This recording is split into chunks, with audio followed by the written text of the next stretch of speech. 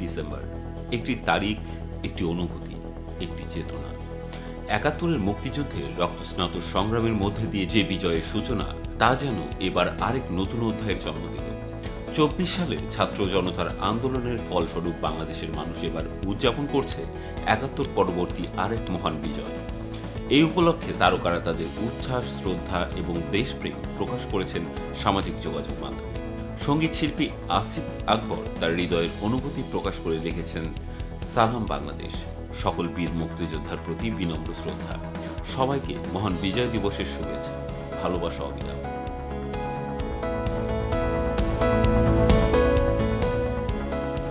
অভিনেতা জিয়াউল ফারুক অপূর্ব তার পোস্টে লিখেছেন, আমার বাংলাদেশ, আমার সার্বভৌমত্ব, আমার অহংকার, সবাইকে জানাই বিজয় দিবসের শুভেচ্ছা।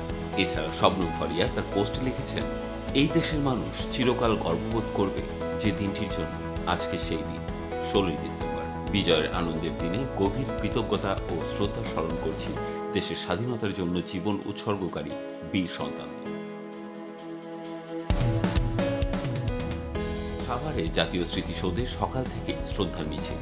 রাষ্ট্রপতি মোহাম্মদ শাহাবুদ্দিন এবং ডক্টর মোহাম্মদ ইউনূস শহীদদের প্রতি শ্রদ্ধা জানিয়ে স্মৃতিসৌধে পুষ্পস্তবক অর্পণ করেন। এরপর সাধারণ জনগণ, বিভিন্ন সংগঠন এবং শিক্ষা প্রতিষ্ঠানের হাজারো মানুষ যোগ দেন এই শ্রদ্ধাঞ্জলির যাত্রায়।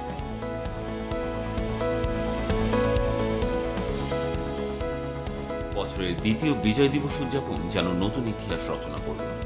তরুণরা তাদের পোস্টে এই নতুন অধ্যায়ের উচ্ছ্বাস প্রকাশ করেছেন। ২৪ সালের গণঅভ্যুত্থানের বিজয় আর ৭১-এর মুক্তির গল্প যেন একসঙ্গে মিশে এক নতুন আলোর মশাল হয়ে উঠেছে।